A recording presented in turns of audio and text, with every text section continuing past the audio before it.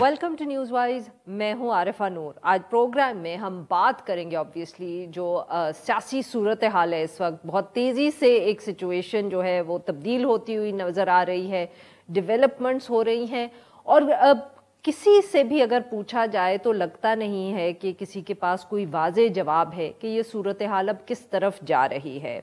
अब पाकिस्तान तहरीक इंसाफ का जो लॉन्ग मार्च है, जिसका बहुत अरसे से इमरान खान साहब जो है वो जिक्र कर रहे थे और कह रहे थे कि मैं कॉल करूंगा, वो फाइनली आज जो है लाहौर से शुरू हो गया है।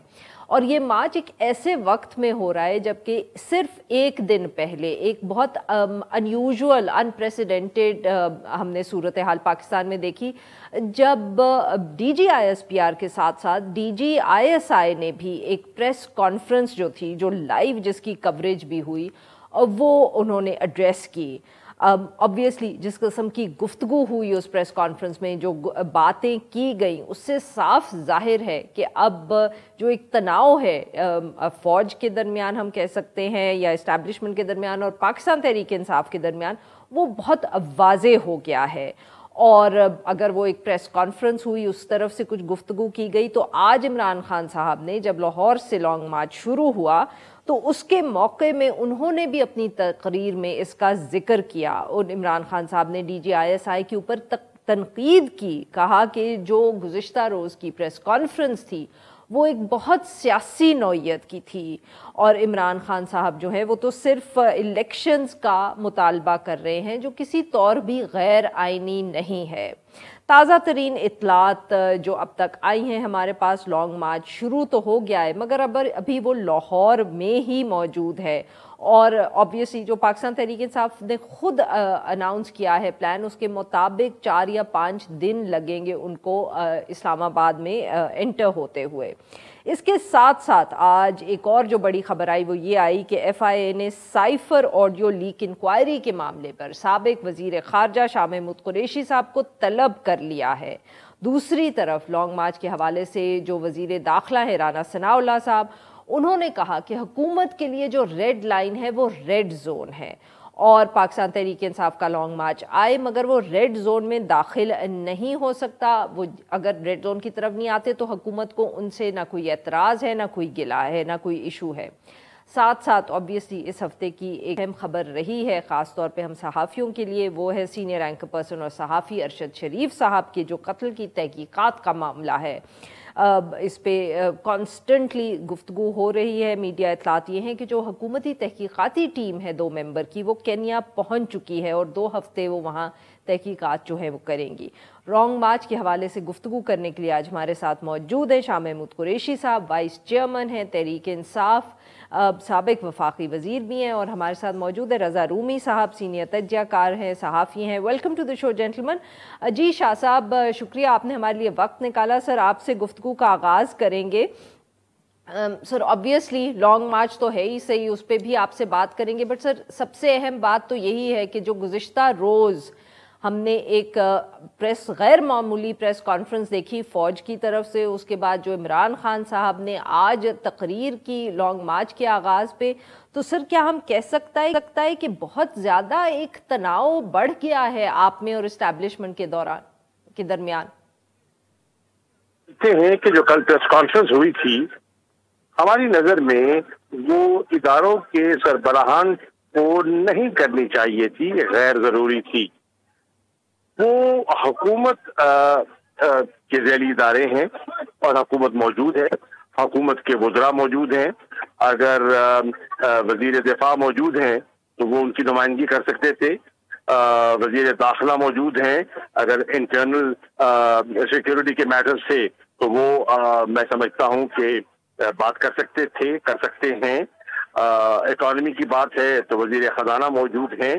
तो रेलेवेंट जो लोग हैं हुकूमत के मौजूद हैं और उन्हें ही हुकूमत की तर्जुमानी करनी चाहिए थी। उससे पहले जो एक प्रेस कॉन्फ्रेंस की वाडा साहब ने, हम समझते हैं कि वो भी उसकी टाइमिंग इंटरेस्टिंग है कि मार्च से 1 रोज पहले वो एक ऐसी खबर देते हैं जिसकी हमारी माजी की तारीख से कोई मुताबिकत नहीं है।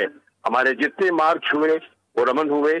ہم بارہا کہتے آئے ہیں کہ یہ پرامن ہمارا آئین اور قانون کے دائرے کے اندر ایسا ہوگا. تو انہوں نے لوگوں کو ڈرانے کی کوشش کی. سر آبویسلی آپ نے سنا انہوں نے کیا کہا. جو کل کی پریس کانفرنس تھی آج خان صاحب نے بھی کہا. تو ڈو یو تھنک کہ جو وہ بات کر رہے ہیں کہ غیر معمولی تو تھی پر کوئی ضرورت نہیں تھی کہ فوج کے ادارے سے اس طرح جو سربراہان ہیں سینئر لیڈرز ہیں وہ سامنے آ کے اس طرح کریں. حکومت کو ہی جواب دینا چاہیے.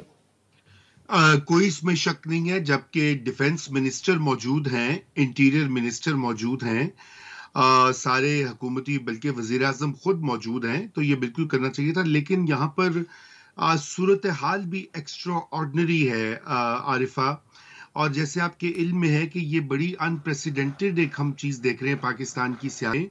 اس سے پہلے بھی وزرائے اعظم نکالے گئے. بینظیر بھٹو صاحبہ کو 2 بار فارغ کیا گیا, نواز شریف صاحب کو 3 بار فارغ کیا گیا. مگر جس طرز سے عمران خان صاحب نے ڈائریکٹلی آرمی کو اور آرمی چیف کو وہ ٹارگیٹنگ کر رہے ہیں فرام مارچ, جو ہے اینڈ آف مارچ سے آج تک, وہ اس کی نظیر کم ہی ملتی ہے.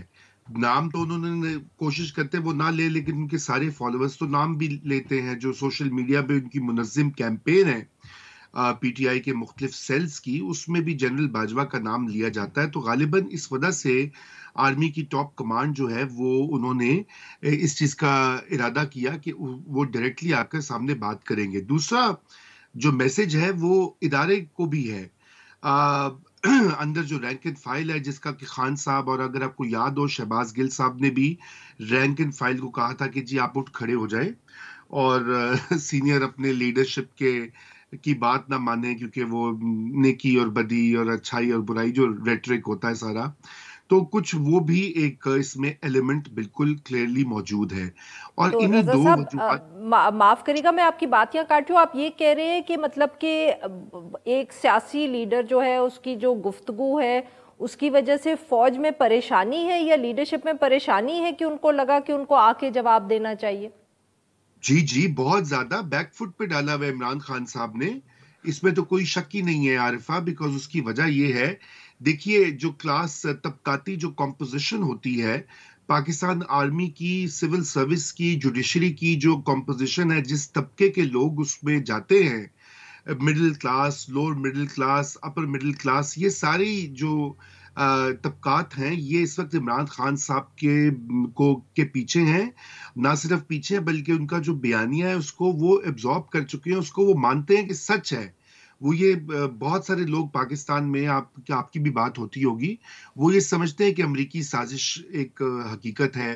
وہ یہ سمجھتے ہیں کہ عمران خان کے ساتھ زیادتی کی ہے. وہ یہ سمجھتے ہیں کہ یہ سارے جو چور ڈاکو موجودہ رولنگ کولیشن میں ہیں یہ ٹھیک نہیں ہے ملک کے لیے, اور عمران خان ایماندار ہے, اور اس کو ایک ایماندار نیک آدمی کو نکال کر جو ہے چوروں ڈاکوؤں کو واپس لایا گیا ہے. یہ بیانیہ ہے نا, میں نہیں یہ کہہ رہا, آپ نہیں کہہ رہی, لیکن یہ عمران خان صاحب کا لب لباب ہے اس بیانیے کا. اس کو یہ طبقہ مانتا ہے. اب اسی طبقے کے افراد جو ہے وہ ریاستی اداروں میں بھی ہیں, عدلیہ میں آپ دیکھ لیجئے, سول سروس میں دیکھ لیجئے, ہمارے اپنی میڈیا انڈسٹری میں دیکھ لیجئے. میڈیا انڈسٹری جتنی سپلٹ ہوئی ہے یہ پچھلے 6 مہینے میں, آپ دیکھیں کہ بہت سارے ٹی وی چینلز جو کہ کھل کر ایک پارٹیزان رول پلے کر رہے ہیں عمران خان صاحب کی حمایت میں. Do you think that's significant, رضا صاحب, in the meantime کہ جس دن لانگ مارچ شروع ہوا ہے, ایک دن پہلے وہ پریس کانفرنس ہوئی, خان صاحب نے آج اس کا جواب دیا, مگر ساتھ ہی یہ بھی اطلاع آئی کہ ایف آئی اے نے شاہ محمود قریشی صاحب کو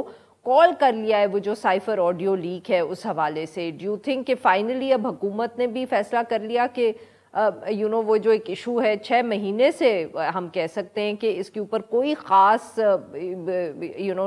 پروگرس نہیں ہوئی. شہباز شریف صاحب جب وزیر اعظم بنے تھے انہوں نے اسی وقت اناؤنس کیا تھا کہ وہ اس معاملے کو دیکھیں گے, but nothing happened on that. اب لانگ مارچ شروع ہوا ہے تو اس کا ذکر بھی آبویسلی ہوا, کل فوج نے بھی اس پہ تفصیل سے بات کی, آج ان کو کال بھی آ گئی ہے ایف آئی اے سے.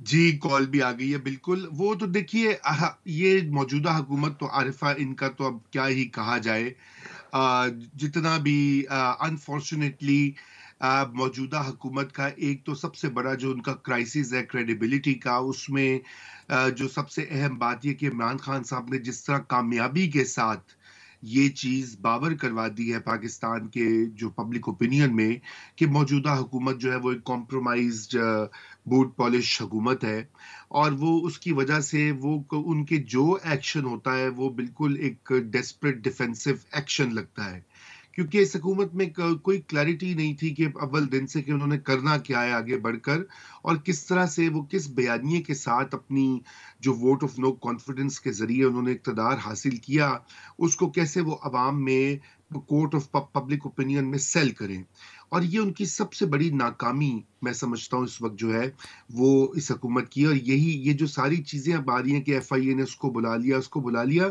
یہ عمران خان نے جو اس وقت ایک ٹائیڈ ایک جو لہر انہوں نے بنائی ہوئی ہے اس کے سامنے یہ چیزیں بے معنی ہیں۔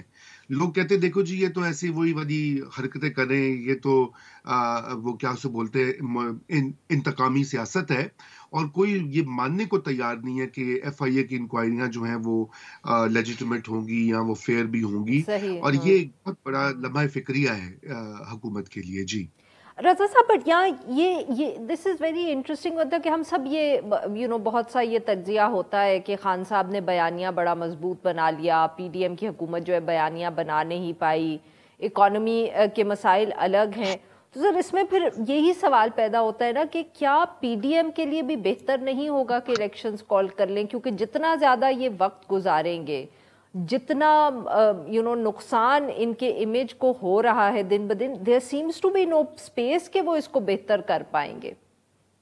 جی بالکل آپ نے درست کہا ہے، لیکن میں پہلے آپ کی جو پہلا حصہ سوال کا میں اس پہ ایڈریس کرتا ہوں۔ دیکھیے عارفہ، بات یہ ہے کہ عمران خان صاحب کے کمیونیکیشن سکلز اور کیرزما جو ہے وہ تو ویل نون ہے۔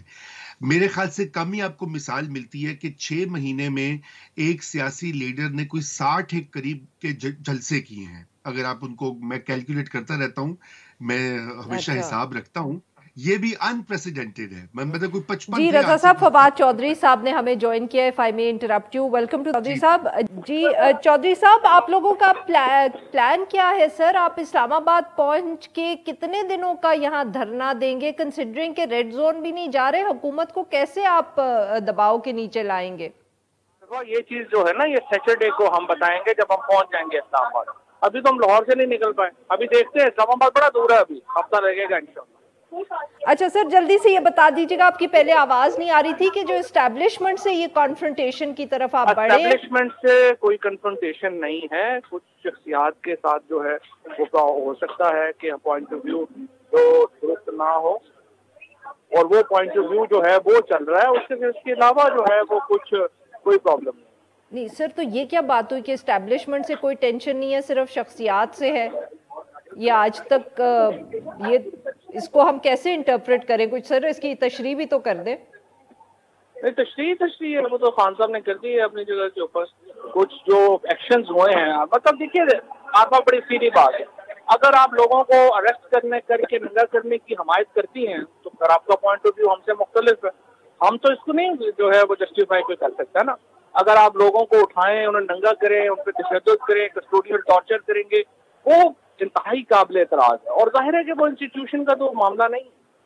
چودھری صاحب، تو پھر کیا میں یہ سمجھوں اس سے کہ یہ آپ اب سمجھتے ہیں کہ اگر جو اب تبدیلی آنے لگی ہے وہ تبدیلی آ جائے گی تو جن لوگوں سے آپ کو اعتراض ہے وہ ہٹ جائیں گے، مگر دوسری طرف سنا ہے کہ آپ لوگ خود ایکسٹینشن آفر کر چکے ہیں، سو اب یہ ہم سمجھائیں کہ یا نہ تبدیلی کی تو بات ہی نہیں کر رہے ہیں۔ اچھا، جو موجودہ جو آرمی چیف ہیں یا جو بھی فوج کا ایک سسٹم ہے وہ خود اس کو ریکٹیفائی کرے، تبدیلی سے کیا تعلق ہے؟ کیا آرمی چیف نے سیکشن کیا؟ آپ کہنا چاہتی ہیں کہ یہ سب ہمارے خیال میں تو نہیں کیا۔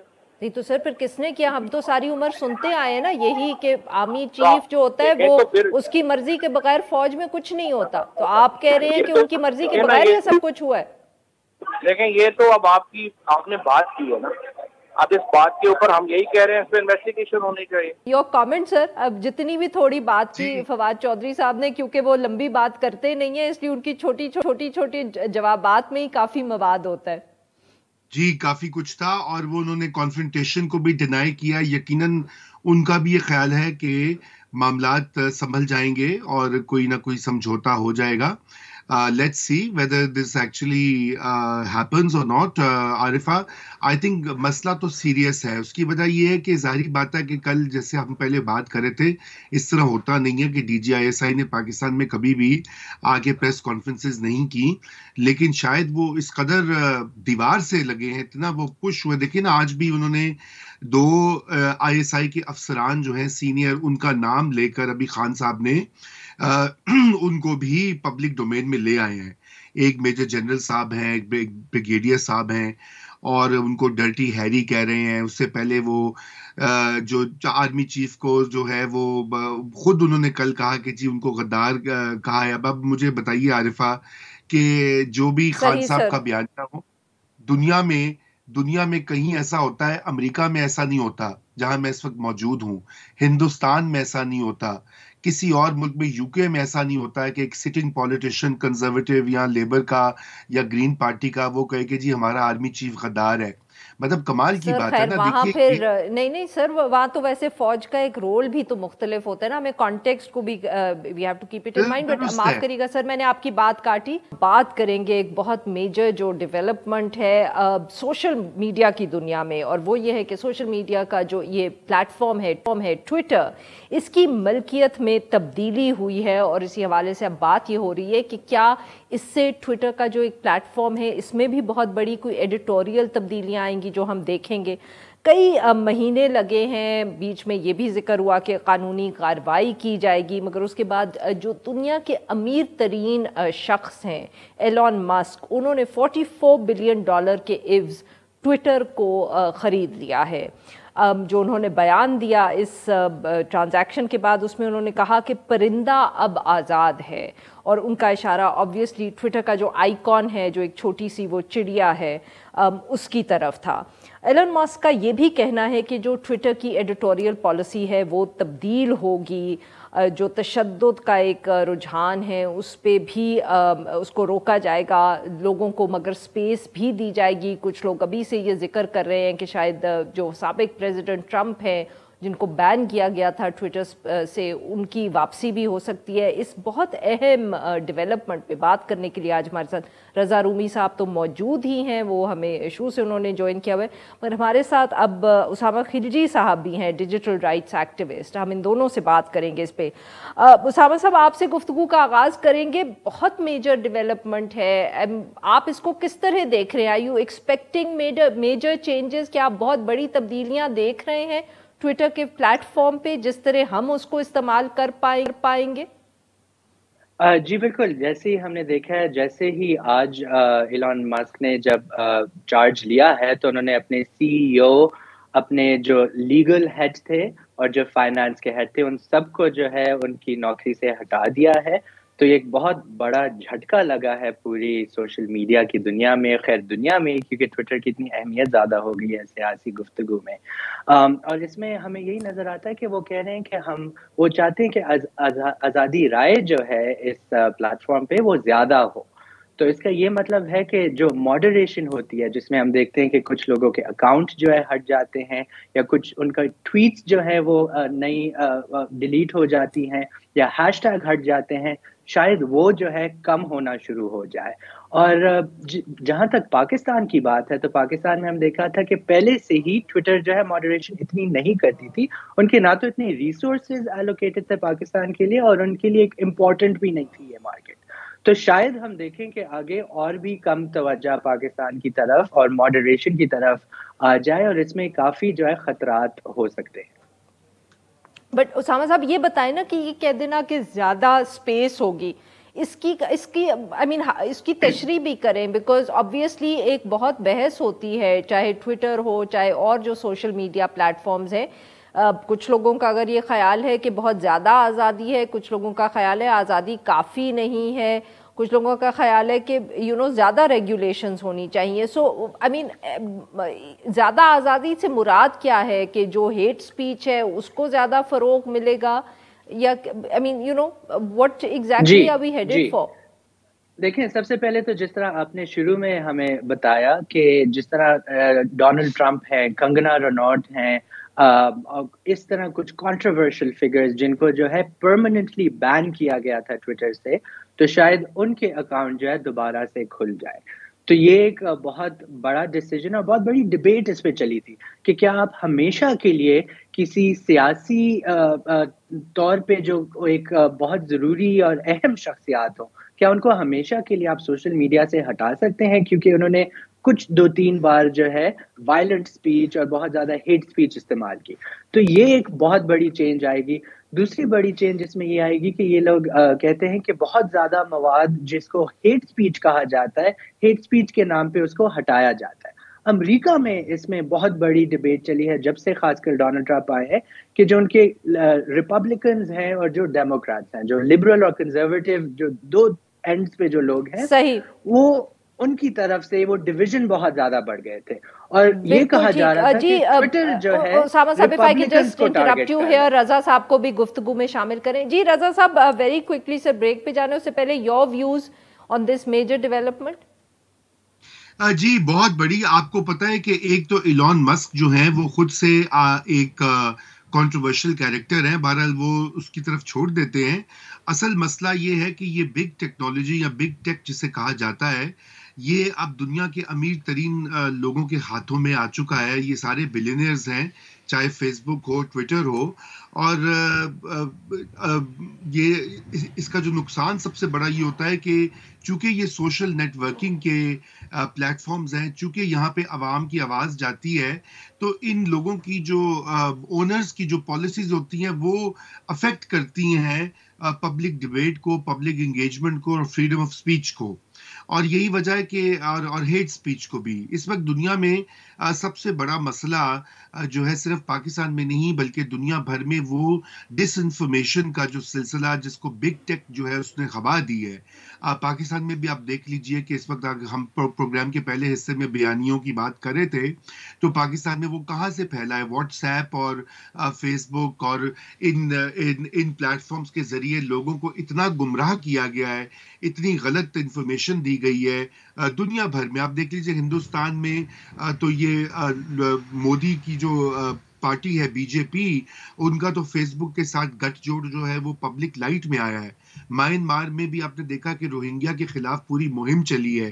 شری لنکا میں جب مائنورٹیز پر اٹیکس ہوئے تو وہاں بھی بہت زیادہ رول سوشل میڈیا کا تھا. تو اس حوالے سے یہ اب ایک چیلنج ہے کہ اس کو کیسے ایلون مسک لے کے جائیں گے. اسامہ صاحب، obviously ایڈیٹوریل پالیسی کا ذکر ہوتا ہے، ہیٹ سپیچ کا ذکر ہوتا ہے، بٹ سر ساتھ میں یہ بھی تنقید آتی ہے، اور یہ سب سوشل میڈیا پلیٹ فارمز پہ ہے، کہ کیونکہ یہ پرائیویٹ کمپنیز ہیں تو ان کا جب یہ کوئی فیصلہ کرتے ہیں، کوئی ایڈیٹوریل پالیسی بھی بناتے ہیں، تو اس پہ کوئی ٹرانسپیرنسی نہیں ہوتی. یہ ان کے اپنے فیصلے ہیں کہ ہیٹ سپیچ کیا ہے اور کیا نہیں ہے، کس نے ریڈ لائن کراس کی ہے نہیں کی ہے، پتہ ہمیں ان کے بارے میں بھی زیادہ نہیں چلتا. جی اصل میں ان کے جو کمیونٹی سٹینڈرڈ یا رولز کہا جاتا ہے، ان کے کافی بڑا پروسیس ہوتا ہے. اور جب سے یہ بنے، ٹویٹر تقریباً 16 سال پرانی کمپنی ہے، تو ان کا ایک پروسیس چلا ہے. اس میں جو ہے یہ انٹرنیشنل ہیومن رائٹس لا جو ہوتا ہے، جس طرح ہو گیا ICCPR اور UN declaration on human rights, اس کو مد نظر رکھ کے اس کے جو پرنسپلز ہیں ان کو اپلائی کر کے کمیونٹی سٹینڈرڈز بناتے ہیں. اور پھر ان کے جو ہے مختلف انٹریکشنز ہوتے ہیں پوری دنیا میں، جن کے ان کے ریپرزینٹیٹیوز ہیں، سول سوسائٹی ہے، لائرز ہیں، اکیڈیمکس ہیں، ان کے ساتھ یہ لوگ پھر انٹریکشنز کرتے ہیں اور ان کا فیڈ بیک لے کے پھر یہ رولز وغیرہ بنتے ہیں. اس میں مسئلہ یہ آ رہا ہے کیونکہ ٹویٹر پہ یہ اتنا بڑا پروسیس چل چکا ہے، یہ سارے رولز بن چکے ہیں، اور جو لیٹلی پچھلے سال بلکہ اسی سال انہوں نے جو رپورٹنگ میکنزم ہے اس کو بہت زیادہ آسان بنا دیا ہے. تو ہماری تنظیم اور ہم بھی ان کے ساتھ ان کو جو ہے فیڈ بیک دیتے رہتے ہیں، اور ہم نے دیکھا تھا کہ جو فیڈ بیک میکنزم تھا وہ ابھی انہوں نے بہت زیادہ یوزر فرینڈلی بنا لیا تھا، جو کرنٹ ٹیم تھی ٹویٹر کی، جن کو ہٹایا گیا ہے. لیکن اس میں مسئلہ یہ آتا ہے کہ ان کی لوکل لینگویج جو ماڈریشن ہے، خاص کر اگر آپ دیکھیں اردو، پنجابی، ہندی، پشتو، سندھی، ان ساری زبانوں میں اس میں ماڈریشن جو ہے زیادہ اچھی نہیں ہے، اس میں زیادہ ریسورسز بھی نہیں ہے، اور ان کو اکثر جو ہے جو لوکل کانٹیکسٹ ہوتا ہے کہ آپ ہیٹ اسپیچ کو کس طرح ڈیفائن کرتے ہیں، اس میں مسئلہ آتا ہے۔ ٹھیک ہے رضا صاحب، آپ بھی شاید غالباً اسی کا اشارہ کر رہے تھے جب آپ نے پچھلی دفعہ ذکر کیا کہ جو بڑے ممالک ہوتے ہیں، طاقتور ممالک ہوتے ہیں، ان کے لیے کمیونٹی گائیڈ لائنز جو ہیں جس طرح بھی امپلیمنٹ ہوتی ہیں وہ ذرا فرق ہوتی ہیں، جو کمزور طبقے ہوں یا کمزور ممالک ہوں ان کے اندر ہم اس کو ایک مختلف طریقے سے امپلیمنٹ ہوتا ہوا دیکھتے ہیں۔ جی بالکل، یہ تو ایک بڑا کلیئر ان پلیٹ فارمز کا مسئلہ ہے کہ یہاں پہ کانٹینٹ ماڈریشن کی اسامہ بالکل صحیح بات کریں کہ یہ لوکل لینگویج کا تو بہت کمزور سلسلہ ہے۔ ہندوستان میں تو پھر تھوڑا بہت انہوں نے کچھ اس کے اوپر توجہ دیتے ہیں کیونکہ مارکیٹ سائز بڑا ہے، اب وگرنہ پاکستان جیسے ممالک میں تو بالکل بھی نہیں ہے۔ یہی وجہ ہے کہ آپ دیکھ سکتی ہیں کہ کس قدر تشدد بھی پروموٹ ہوتا رہا ہے سوشل میڈیا پر، ہیٹ سپیچ بھی ہوتی رہی ہے، اور سب سے زیادہ بات یہ کہ فالس انفارمیشن جو کہ بہت ڈیمیجنگ ہوتی ہے، نہ صرف یہ کہ عوام کے لیے بلکہ ملک کی کئی سلامتی کے معاملات جو ہیں وہ بھی کمپرومائز ہوتے ہیں، تو یہ اب دیکھنا پڑے گا۔ لیکن جو ایک اور جو مسئلہ کل ہوا، کل آپ کو پتا کہ مسک نے آتے ہی 4 جو ٹاپ افسر ہیں ٹویٹر کے ان کو فارغ کر دیا، سی ای او کو بھی، اور جو ان کی لیگل ایڈوائزر ہیں اس کے چیف سی ایف او کو بھی، ان سب کو کہا گیا کہ جی فوراً آپ بلڈنگ سے نکل جائیں۔ جو ہی وہ ڈیل ہوئی، اور ان میں وہ اٹرنی بھی شامل ہیں، وہ انڈین امریکن ہیں جنہوں نے ٹرمپ کے اوپر پابندی لگائی تھی ٹویٹر پر، کیونکہ ٹرمپ بھی جھوٹ کی وہاں پہ انہوں نے جو ہے وہ انتہا کی ہوئی تھی۔ اور اب بہت سے لوگوں کا یہ کہنا ہے کہ کیا ٹرمپ کو دوبارہ جگہ مل جائے گی، اور امریکہ کے حساب سے تو دیکھیے یہاں پر تو ایک بہت بڑا بالکل صحیح سر، جی میں ایک بہت سیریس کرائسس ہے امریکہ میں، وہ یہ کہ یہاں پہ دائیں بازو کے سفید فام انتہا پسند جو تشدد پھیلاتے ہیں، کوئی 80-90 کے قریب گروپس ہیں، وہ سارے سوشل میڈیا کے اوپر یہاں پر وہ تشدد ایکٹیو ہے۔ بہت بہت شکریہ ہمارے 2 مہمانوں، انہوں نے ہمارے لیے وقت نکالا۔ ناظرین آج کے لیے بس اتنا ہی۔ Now we will be back on Monday.